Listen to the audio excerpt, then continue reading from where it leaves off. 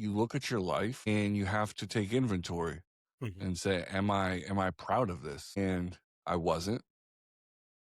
And you have to then say, well, what are the things that I can change? And if you're not looking in the mirror and starting there, life's going to be really hard for you.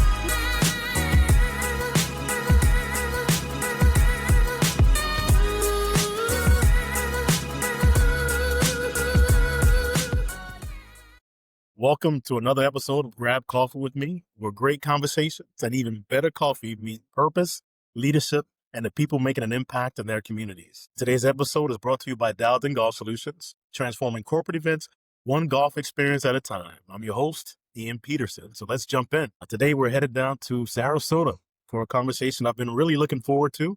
You know, my guest, Mike Tutcher, investment executive at Main Street Financial Group. And he's also involved with the Marine Corps Scholarship Foundation. We met about 7 years ago, right, Mike? Yeah. It's about 7 years ago. Thanks for joining me for a virtual cup of coffee. Do you drink coffee? Drink coffee. It's not my go-to. I'm more of like a on the road energy drink guy. Yeah, okay. I probably crush one or two of these form energies a day from first form. But yeah, I like coffee. Give me a nice iced drink. I've never been a hot drink, Okay, all right.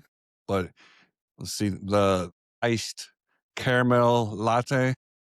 Throw that extra shot in there to make it nice and strong. Yeah, I'm here Yeah, for it. you got Yeah. Love it. So let's get into like the meat of this conversation. And as I mentioned Man. earlier, I've known you for a while. But, before, the clients, before the titles, before the markets, who was Mike Tutcher before you stepped into this financial management role? Before I even, like, you talking about going back in time? I'm going back in time. Way back. Well, that's different in the sense, like, I got into the business over 13 years ago. Hmm. So I was a Yeah. very different person then. Yeah. You take it back, I was 23 years old. Hmm.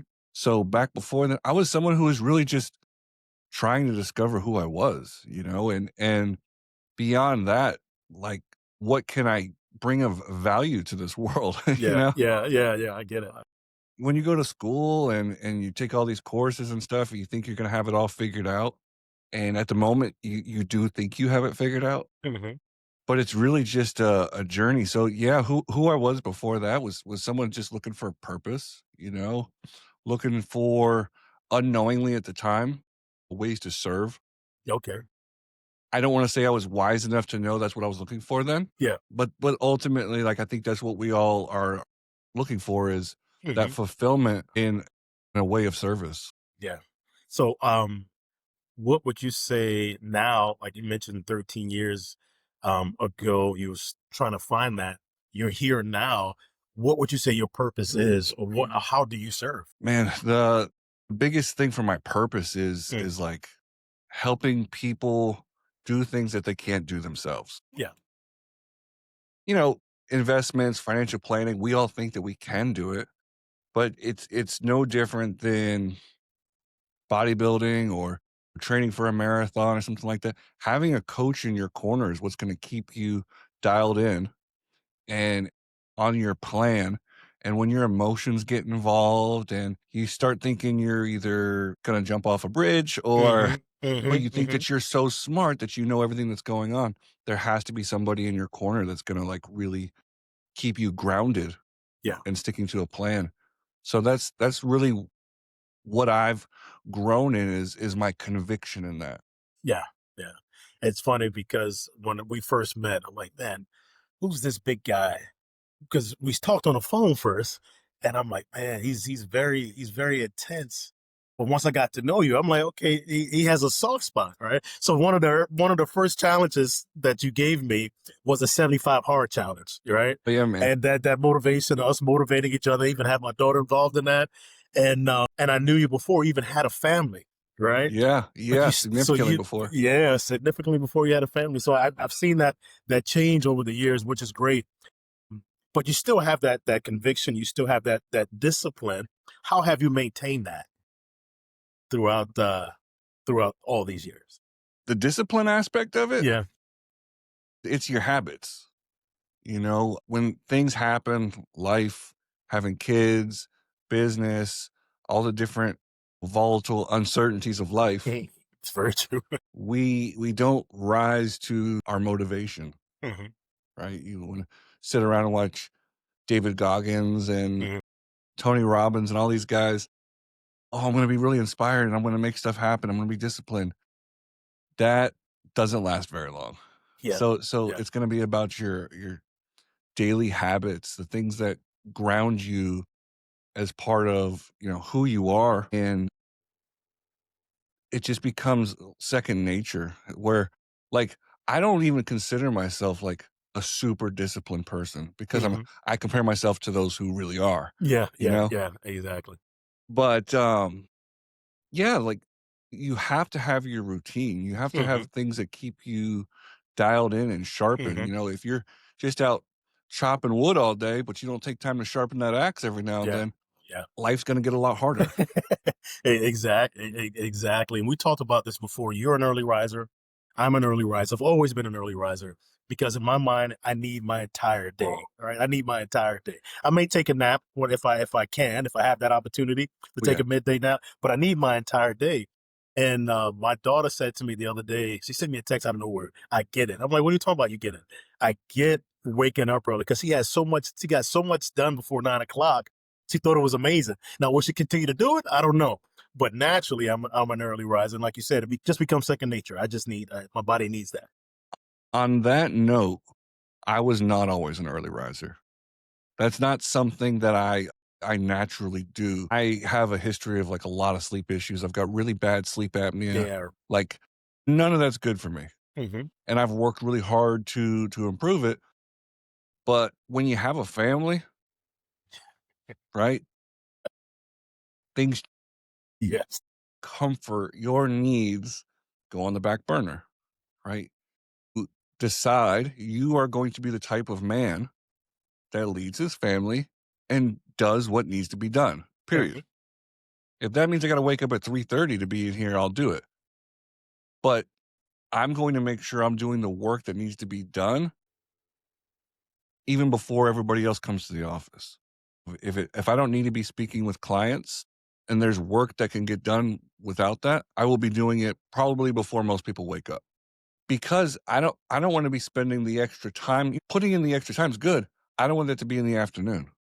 I wanna be able to spend that time with my family. So having the right priorities in line, and then on the other side of things is my dad's an early riser. So that example of getting stuff done and being in the office, 6:30 in the morning after a workout, after doing everything else that needs to get done, it's like that's the standard. That's Yeah. what we do. Hmm.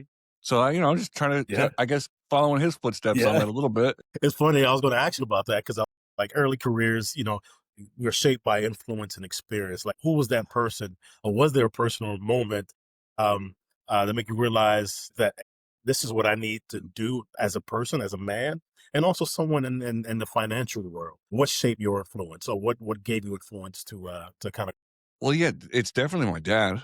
Obviously, he's my partner in the firm. He's like my best friend, yeah, love that guy. and we spend a lot of time together. Yeah. So seeing that example so close of not just obviously, hey, dad does pretty well Hmm. professionally, but how you're able to use the skills that God's blessed us with to actually help people. That's pretty freaking cool. Let's not reinvent the wheel. And we have different ways that we do it to achieve the same result. Not everything he does is what I do. Hmm. Not everything I do is what he does. But because of that, neither one of us is irrelevant. Hmm. We Hmm. complement each other. So it makes us a stronger team. Hmm. And yeah, he's I don't want to gas him up too much, man. He's the one that showed me the way. Yeah, and to be candid with the audience, we've met through my business and their golf tournament, the Marine Corps Scholarship Foundation in Sarasota and Bradenton, and a lot of your clients play in that tournament. They have nothing but great things to say about you and your dad. Man, So they're what over you're here putting on a saying, show then. every year they put on a show. They love you, Yeah, and they support the cause, and they play in that golf yeah. tournament. But They do it's a support the cause, and we yeah, love that about our, like, community that we have. is people stand behind, the same things that we do of, supporting our veterans, Mhm. supporting those who have served our country and trying to serve them. Mhm. I wasn't man enough, if you will, Mhm. to make that commitment and defend our country. That doesn't mean that I can't serve. Mhm. So I use that as an opportunity to serve those who did serve and try to, raise money for the children of those Marines and Navy corpsmen. Mhm. Because I get a little fiery about it sometimes because I feel like this is what charities exist for, is Mhm. filling that gap between what should be and what we can do. Like what should happen is we we shouldn't even have to worry about the children of Marines and Navy corpsmen getting their kids' education paid for. The government should be taking care of that. And I'm not going to get political, but we need to be taking care of Americans first, and especially putting at the top of that list the Americans that serve this country. Need to be at the top of the list. So I'll leave it at that. Yeah, I gotcha. And we make And that happen. yeah, and a great event. We've been involved, what, 7 years now? Yeah. Oh, man. It's just hard to believe, one of our first clients. Yeah. And how much you guys have grown over the years too. Yeah, well, it's funny because it's hard to see. It's hard to see that. If I sit back and think about it, it's like, yeah, yeah, we have, but when I look at like you, knowing you, it's not like it's a big change in who you are. It's just who you are amplified because now you have a family. And it's like, Right. wow, Yeah. look at my boy Mike. I love Yeah, it. I bro. love it. And seeing the photos and understanding your day and taking you have it's three, right? You take them this class, it becomes your life. So it's and those who are listening, it becomes an example to them. But when we talk about going back to what you do for a living, when you talk about finances, you talk about money, you always talk about behavior, right? Along with that. But what's the biggest emotional or psychological mistake you see people make when it comes to investing? Well, first of all, just letting it play a factor, Yeah. right? Because we want to let the math talk. And everybody understands that when your emotions are calm. When you buy into that plan, you make that plan. It's similar to when you write a lot of people are going to do their New Year's resolutions, right? Oh yeah, I'm going to stick to this plan. I'm going to work out this many times. I'm going to eat like this. And then your emotions start to get involved. Sometimes it's hunger, right? Yeah, yeah, exactly. Those commercials, those ads that pop up on social media. Yeah, man. And so it's trying to take the emotions out of it, but if you don't have a plan in place, what standard do we have that we're gonna hold ourselves to? And then do we have a coach with the necessary experience to keep us dialed in? Because even if you have the plan, your ability to stay true to it is kind of just dependent on you. And yes, that's what we all want to aspire to be able to do and have a high level of discipline and integrity. But just like with the diet, we wander, bro. So it's taking emotions out of it, but you have to have somebody else, not trying to bump up people like myself who do this professionally, because even we are human. So it's about recognizing that you can't do it all. Yeah. You're not so scared and helpless when the market's going crazy, and you're not so invincible and undefeated when you're doing well. So it's about keeping that ego in check. We want to introduce as few of those variables that have to do with emotions as possible and keep it about numbers and math. So that yeah, that's So what I how see do a lot of, man. It's a lot. you take your own advice? It's easy. It's just life, right? It's easier to say that to other people, right? It's all Mhm. about the numbers and being patient and that. And whether we're talking about the market or not, how do you maintain, especially being a family man now, that patience? Patience is tough, bro. Like I'm much better at it as an investor than I am personally. I practice what Andy Frisella calls aggressive patience, where you know that the things that are worth it are going to take a lot of time. It's not sexy, it's not exciting, but to get to where you want to go is probably going to take 10 to 15, 20 years if you have big enough goals. If you don't have big enough goals, then that's a problem in and of itself.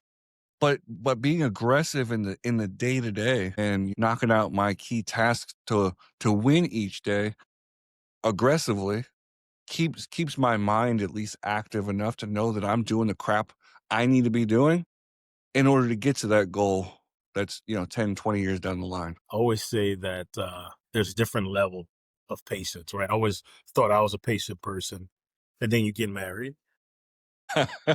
You're trying to get me in trouble. Don't laugh. I'm being serious. Well, no, no. What if? But Hey, it's a I can different level. relate. But it's a different level of patience.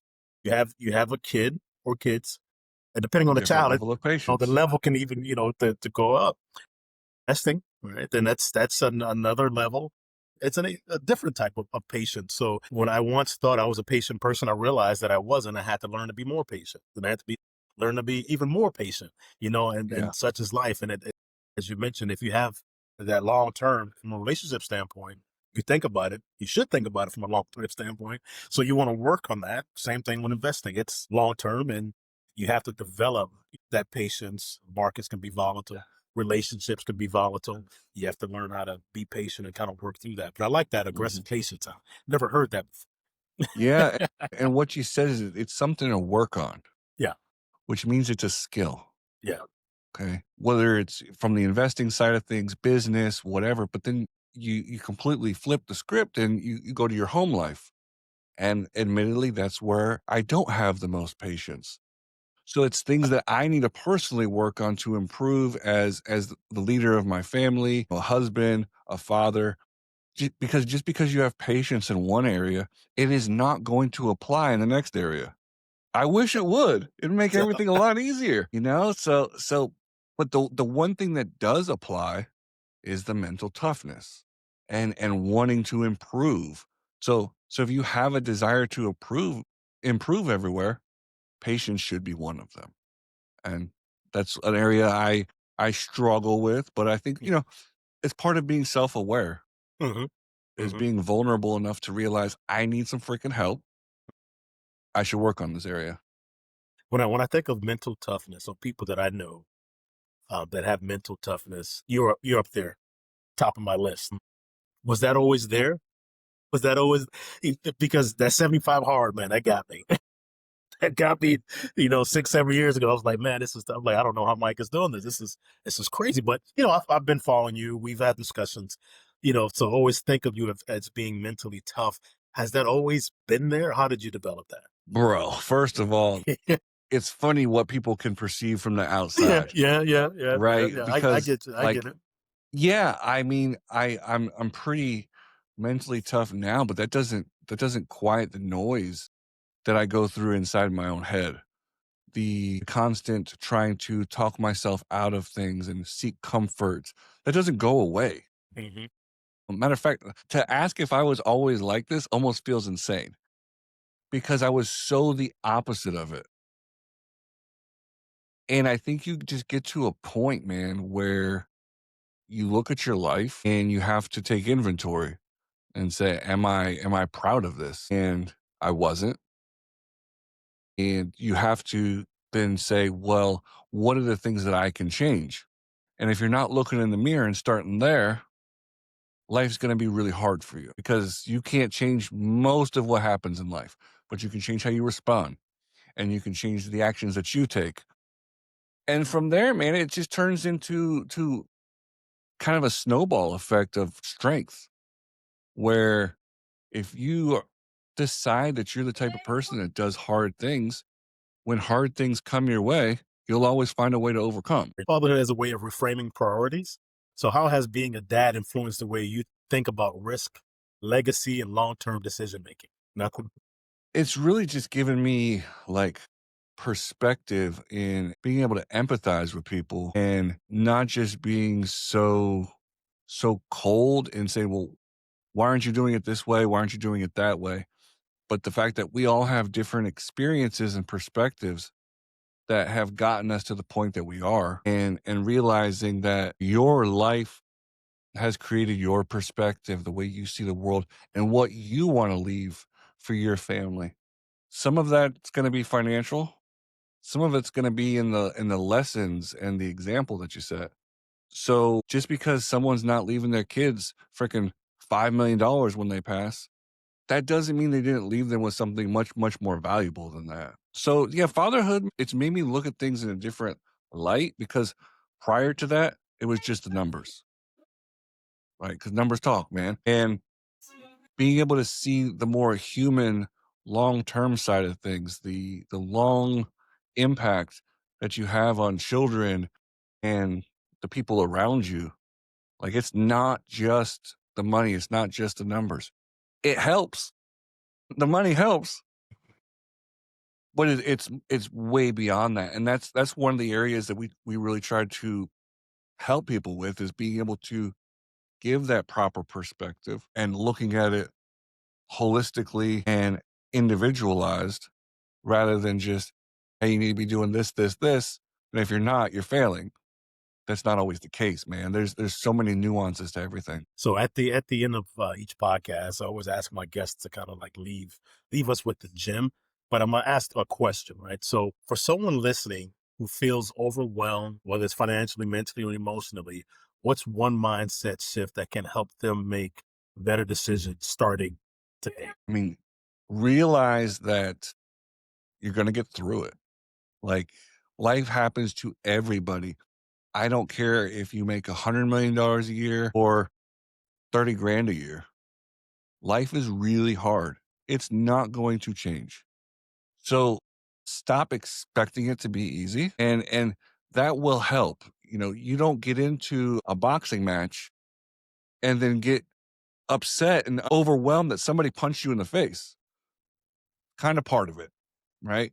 So if you go into life with that same kind of mentality of I'm going to get punched in the face, keep going. Punch back. And then just take everything one bite at a time. You know, trying to accomplish things for next week, today, that promotes so much anxiety. So few of us are present, whether that's with our business, with our wife, with our kids. We're either caught up thinking about what has happened in the past or what we need to be doing in the future. So my advice, real simple, man, is it's not as bad as you think it is. It's supposed to be hard, and stay focused on what's in front of you and take care of what you know you need to do, and like it's gonna work itself out. Thanks, Mike. I appreciate your time. Make sure you Dude, I tell your appreciate you family having me. hello. Hey, I will. this is always great. I look forward to seeing you in a few months if you don't get together before then. Thanks for joining me for a virtual cup of coffee. And to my audience, thank you for listening to another episode of Grab Coffee with me, caffeinated by Dowden Golf Solutions. If you like this episode, don't forget to like, share, comment, and subscribe on YouTube so you don't miss what's brewing next. Until next time, keep your coffee strong and your conversations meaningful.